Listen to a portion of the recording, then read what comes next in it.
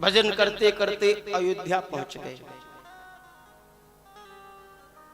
और अयोध्या में जाकर के राधा कृष्ण राधा कृष्ण राधा कृष्ण गलियों में गा रहे हैं। एक बाबा निकल कर के आए, अयोध्या के बाबा बोले, अरे बाबा ये क्या राधा कृष्ण लगा रखा है, नाम ही जपना है तो सीताराम सीताराम सीताराम गाओ। बोले क्यों भैया, सीताराम सीताराम क्यों काम है, राधा कृष्ण क्यों नहीं गा सकते, कृष्ण का नाम क्यों नहीं ले सकते। बोले तुम इसका नाम ले रहे हो जिसका नाम टेढ़ा, धाम टेढ़ा, काम टेढ़ा और जो खुद टेढ़ा।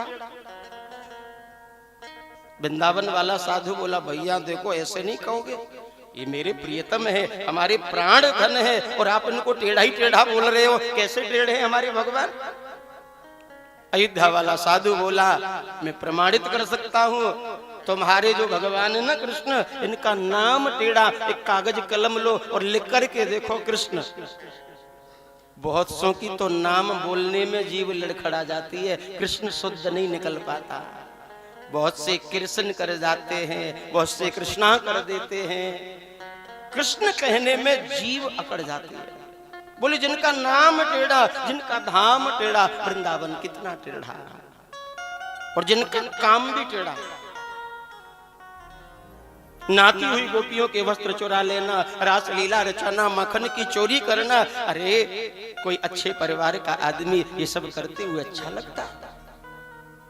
और जो खुद टेढ़े, कृष्ण को भगवान को किसी ने सीधे खड़ा देखा है?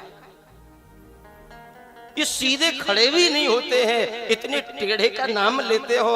अब तो बात वृंदावन वाले बाबा की समझ में बैठ गई। बोले आदमी सही कह रहा है। दौड़ करके वृंदावन आए और वृंदावन आकर के कन्हैया के आगे जोर से कहने लगे, बोले क्यों महाराज इतने दिन से ऐसे ही आपने हमको पागल बना रखा है, ये पकड़ो अपना लोटा सोटा और हम तो चले अपने सीधे साधे राम जी के पास।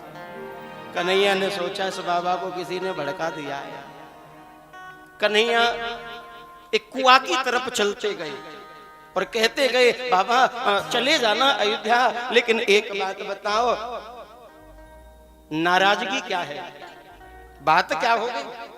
बाबा बोले, महाराज आपका नाम टेढ़ा, आपका धाम टेढ़ा, आपके काम काज सब टेढ़े और आप खुद टेढ़े, तो ऐसे टेढ़े आदमी के साथ रहने से क्या लाभ है, इतने टेढ़े हो आप। भगवान बात सुन रहे थे बाबा की, और जैसे कुआं के पास पहुंचे तो एक बाल्टी कुएं में लटका करके पानी निकालने लगे, कुएं में से पानी खींचने लगे। इतनी देर में वो बाल्टी कुएं में गिर गई। कुएं में बाल्टी जैसे ही गिरी, एक व्यक्ति खड़ा था, उससे कहा कि भैया जाओ कोई ऐसी चीज, कोई छड़ी लेकर के आओ जिससे बाल्टी निकाली जा सके। वो व्यक्ति बहुत लंबी सी एक छड़ी लाया, मानो कोई सरिया लाया होगा, बहुत बड़ी लोहे की छड़। भगवान छड़ लेकर के बाल्टी निकालने के लिए उस छड़ को कुआं में डाल रहे हैं, लेकिन बार बार छड़ डालने पर बाल्टी क्या निकलती है।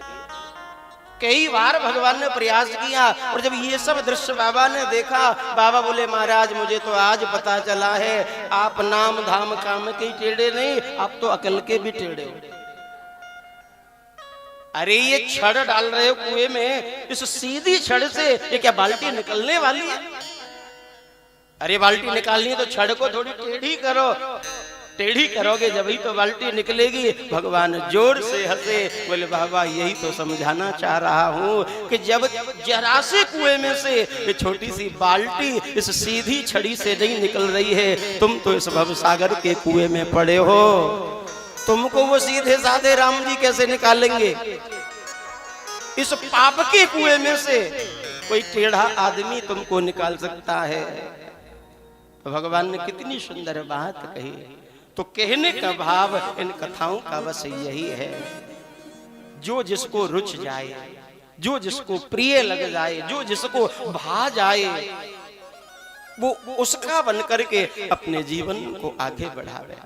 जीवन में इष्ट एक होता है, गुरु धारण करें और गुरु के माध्यम से जो इष्ट प्राप्त हो, सबसे पहले तो सावधानी ये रखें, जिस भगवान में आपकी आस्था है, जिस स्वरूप में आपकी आस्था है, उसी संप्रदाय से दीक्षा लें, उन्हीं गुरु को हम धारण करें और फिर अपने इष्ट की सेवा करें, पूजा करें। अन्यत्र भगवानों को पूजने के और रूपों को पूजने की जरूरत फिर नहीं है।